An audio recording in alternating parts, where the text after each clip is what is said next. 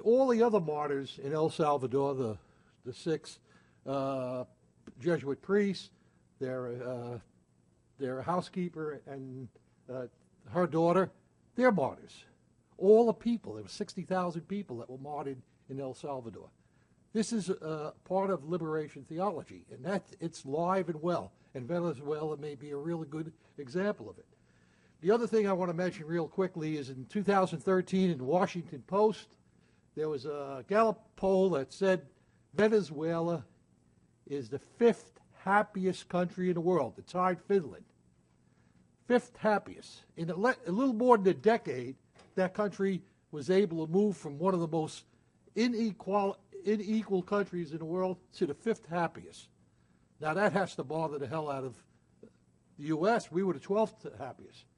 So, having said that, I'd like to introduce Elio Cequera. He's a Venezuelan U.S. citizen. He's a local native, a writer, an activist. Elio, please join us. Help me introduce him.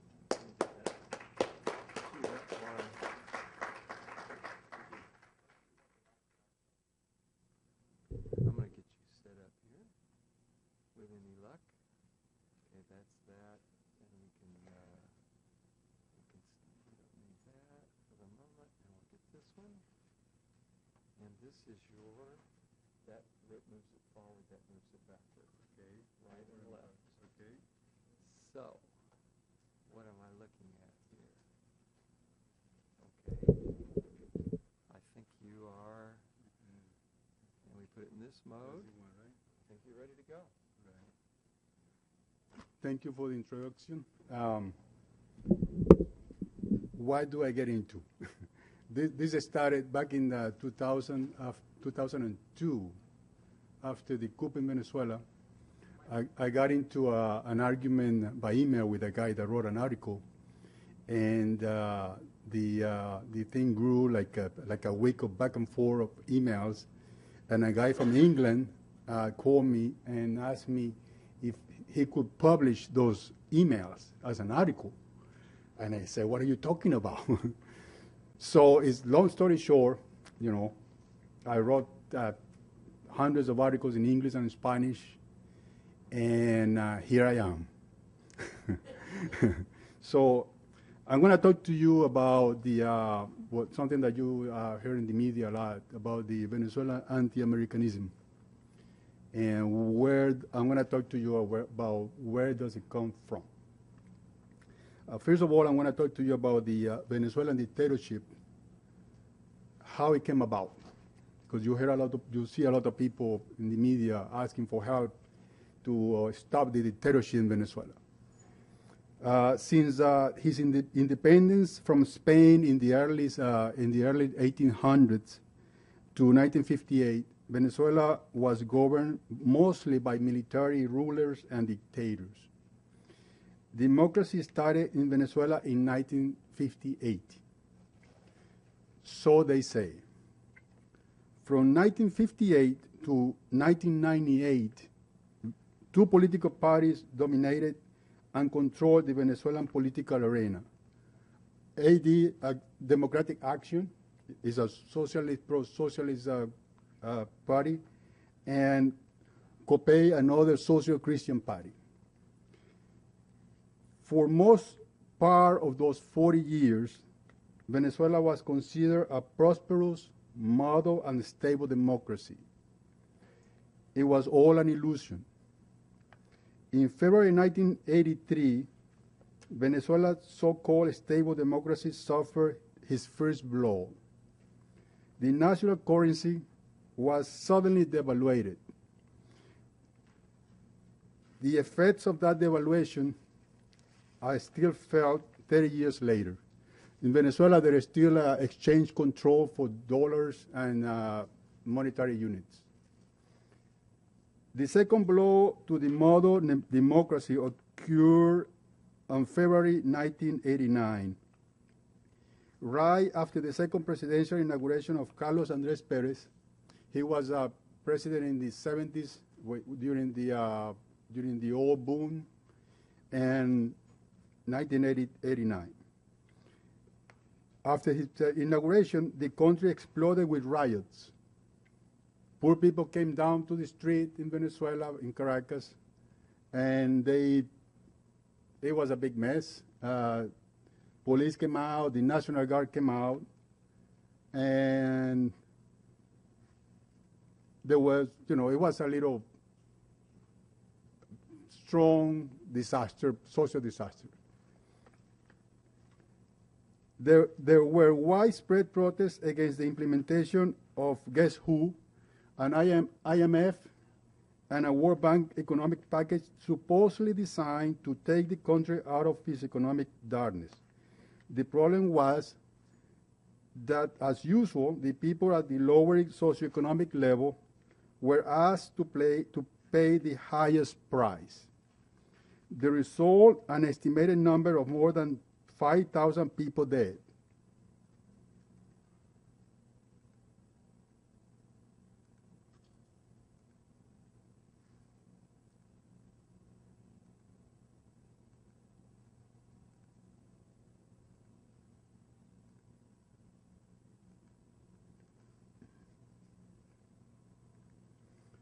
In 1982, Venezuela's model and stable democracy suffered two more violent manifestations of its illness. There were two military coups that year. Both of them failed. The first coup in February of that year, these are some of the pictures, was celebrated by the general public. That one was led by a then unknown lieutenant colonel named Hugo Chavez Frias. He was arrested, kicked out from the military, and sent to jail. In 1983, the two-party political system suffered his first serious blow. The founder of COPEI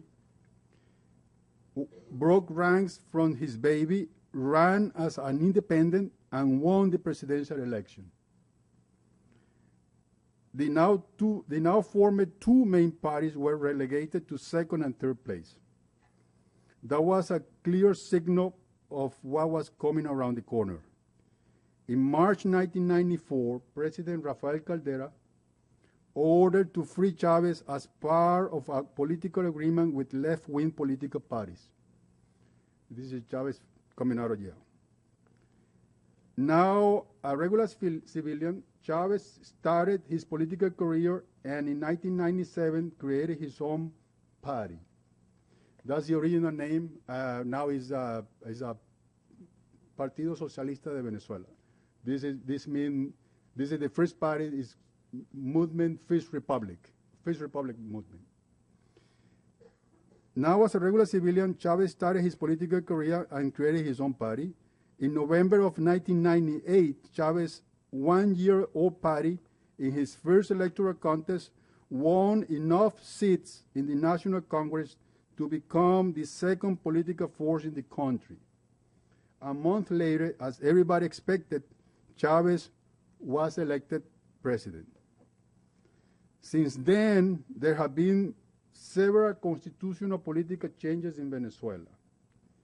Yes, all of the changes have been promoted by President Hugo Chavez, but none of those changes have taken place without the approval of the majority of the Venezuelan people. Was a referendum, another referendum, a constitutional referendum, campaign rally.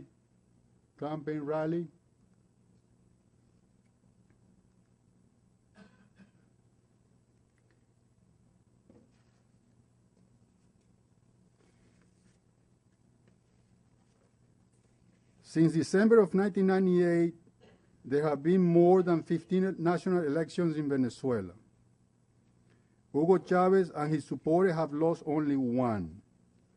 Among the electoral victories are 5 presidential elections, a presidential recall referendum, the approval of the new constitution, and 1 constitutional amendment. Venezuela has always been, since the arrival of democracy in 1958, a socialist democracy. The difference between now and then is that now the Venezuelan people are getting their piece of the pie.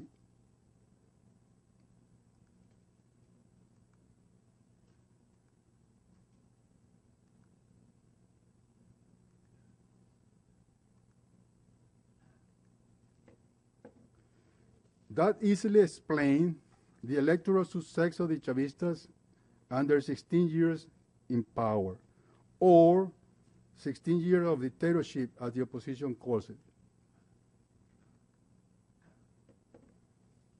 In any case, there have been 16 tumultuous years. Strong adversaries to Chavez's political ideas have existed since he expressed interest in politics.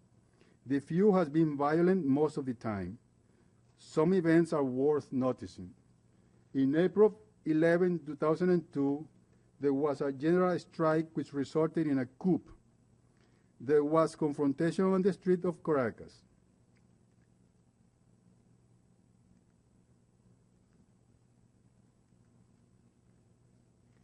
That resulted in many people dead. Among the dead were Chavistas as well as opposition supporters. Most of them, if not all, were assassinated by sharpshooters of the Caracas Metropolitan Police. Among the coup supporters were, I want to remember this face, he was the mayor of Caracas that time and the highest authority over the Metropolitan Police. The public media bosses, they participated on the promotion of the strike and asking people to come to the street and fight the government. And this organization, called Fede Cámaras, is the Venezuelan Federation of Chambers of Commerce. It's a national organization, business organization. The coup was successful.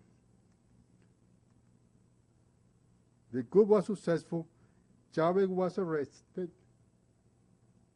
and this guy, Pedro Carmona, president of Fede Cámaras, assumed the presidency of Venezuela. But he was president less than 48 hours. Miraculously, Chavez returned to power 2 days later.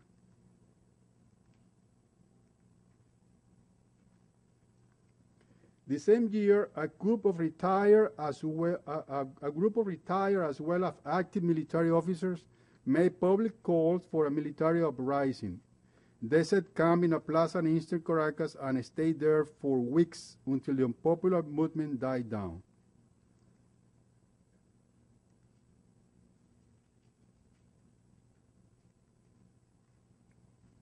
At the end of 2002, the opposition tried an all-industry strike.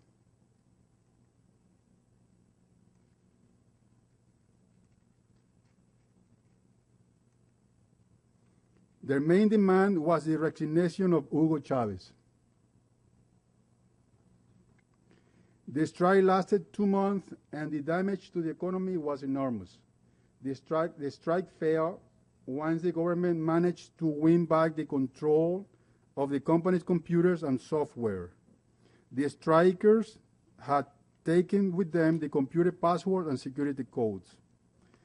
In 2003, led by an NGO called Sumate, you have to remember these people, led by an NGO called Sumate, the opposition started working on a presidential recall referendum. They started the collection of signatures for a recall referendum that was implemented on the Chavez Constitution. It wasn't in the old Constitution, but the new Constitution. This is a tool that was implemented in the new Constitution. The opposition managed to collect the necessary numbers of signatures for a presidential recall referendum.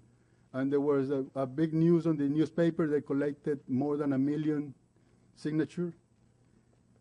The first ever presidential recall referendum in Venezuela occurred in 2004. The opposition suffered a painful defeat. They cried out for fraud.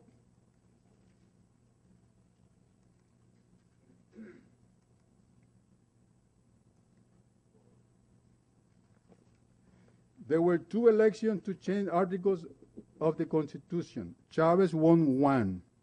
Incumbent presidents now can run for re-election as many times as they want.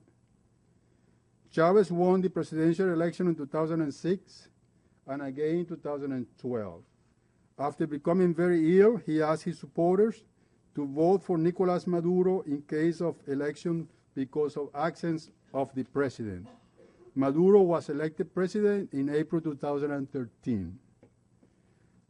The politicians who dominated the headlines from 1958 to 1998 are not happy with Chavez's political dominance. Understandably, they have lost the democratic convictions they used to preach about. Now they spend most of the days calling for an end to the dictatorship.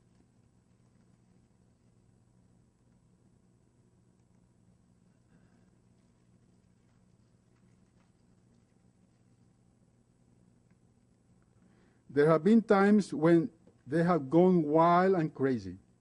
There have been riots and public disorders, called and promoted by opposition leaders.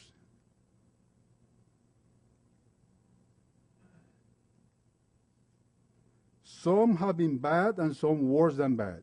There have been lots of unnecessary death and destruction.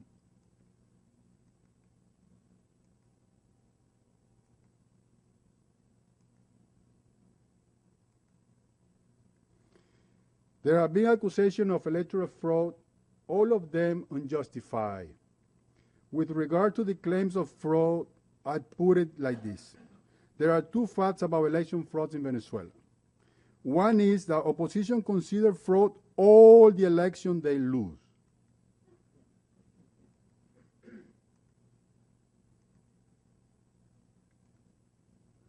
They consider legitimate only the ones they win.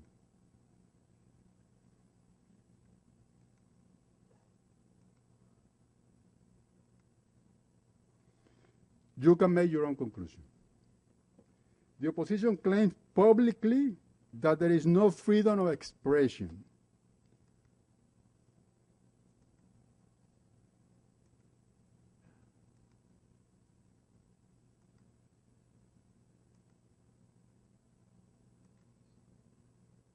And their freedom of expression borders insanity.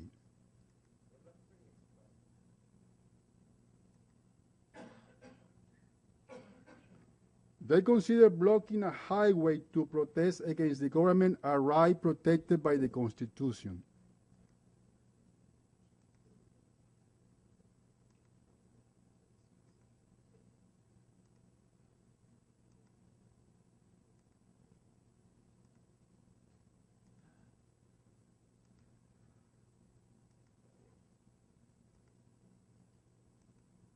They call it pacific protest.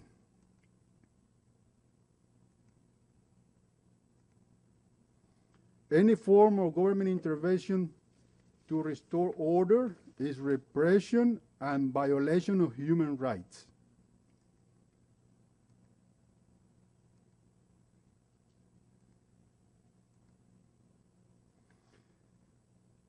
Venezuela anti-Americanism, where it comes from. When elected in 2000, President Bush gave unconditional support to the Venezuelan opposition. That was only 2 years after Chavez was elected. With his support, they tried to overthrow the Venezuelan government several times. They almost succeeded in April 11, 2002. Previous to the coup, 3 of the protagonists I mentioned before visited Washington, D.C. First was the individual who took over the presidency. According to an unclassified wire from the U.S. Embassy in Caracas, Pedro Carmona visited 5 months before in November 1-2 of 2001.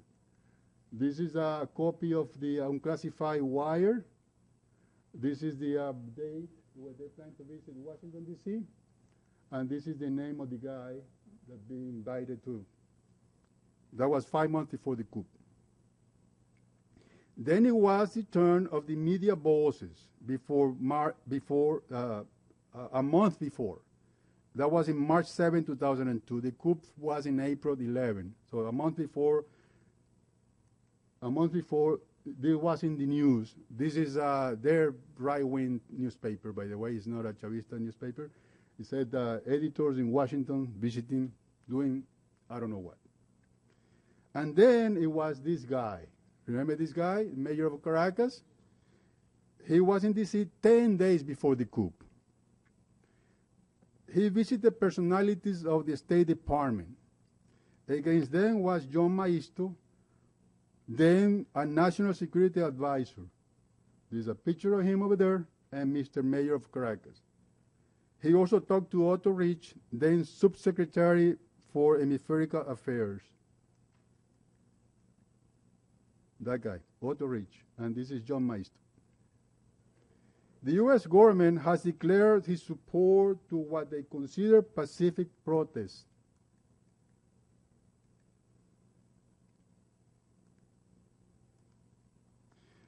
While turning his back to what they call human rights violators.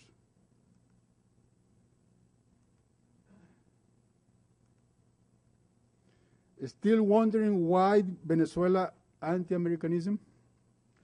Why would you think if a foreign-sponsored NGO start collecting signatures to promote a recall referendum against President Barack Obama? That is Sumate, that's what Sumate did in Venezuela, this organization.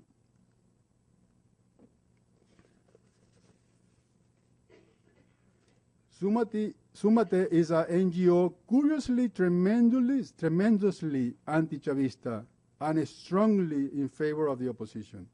It was headed by a lady that spent a lot of time in the news. Her name is Maria Corina Machado. You have already seen her picture before. Same lady. In 2003, Sumate promoted, organized, collected, and counted the signature for the presidential recall referendum. One of Sumate's financial supporters was the National Endowment for Democracy. Information from the National Endowment for Democracy website indicates that it gave Sumate $53,000 in 2003. The same time, signatures were being collected for the referendum. The National Endowment for Democracy website shows other organizations in Venezuela that have received and are receiving economic support from the U.S. That's the list, and that's the money they have given them.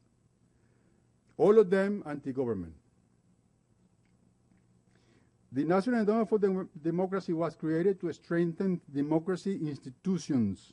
However, it does so only in other parts of the world. The noble objective is financially possible with a budget assigned by the U.S. Congress. Wondering why Maduro's anti-Americanism? Sumate got away with fraud when collected the signatures in 2004. In December 3, 2003, the opposition announced that a lot more than enough signatures were collected in support of the presidential recall referendum. 3,602,000. That's the first number that publicly said that they collected.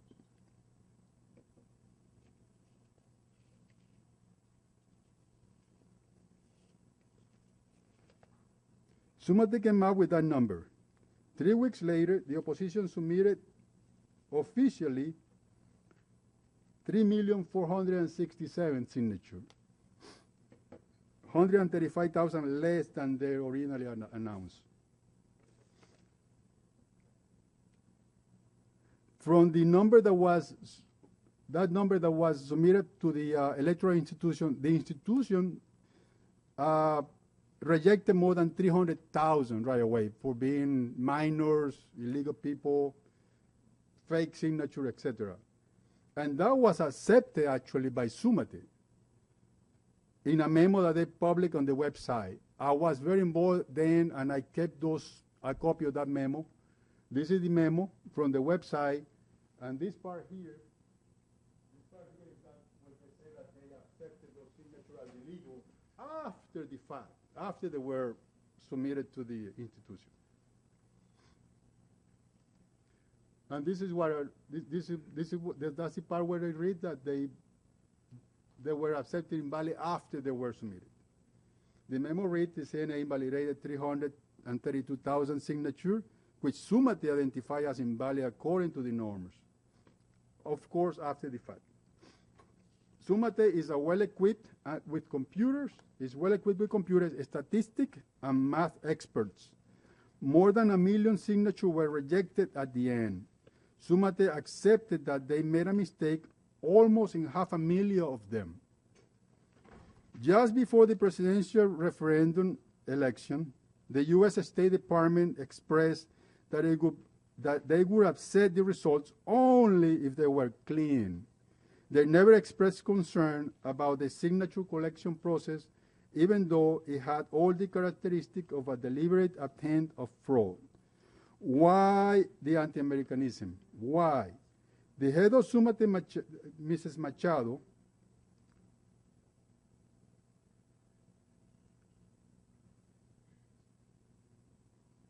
the ex-head of Sumate, Mrs. Machado, had the opportunity to touch base with then President George Bush in 2005. And President Barack Obama has continued Bush's nonsense.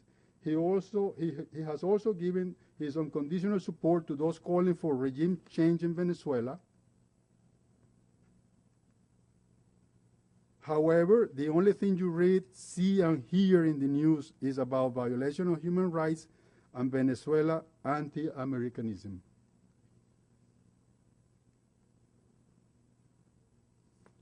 That's all I have. Thank you for listening.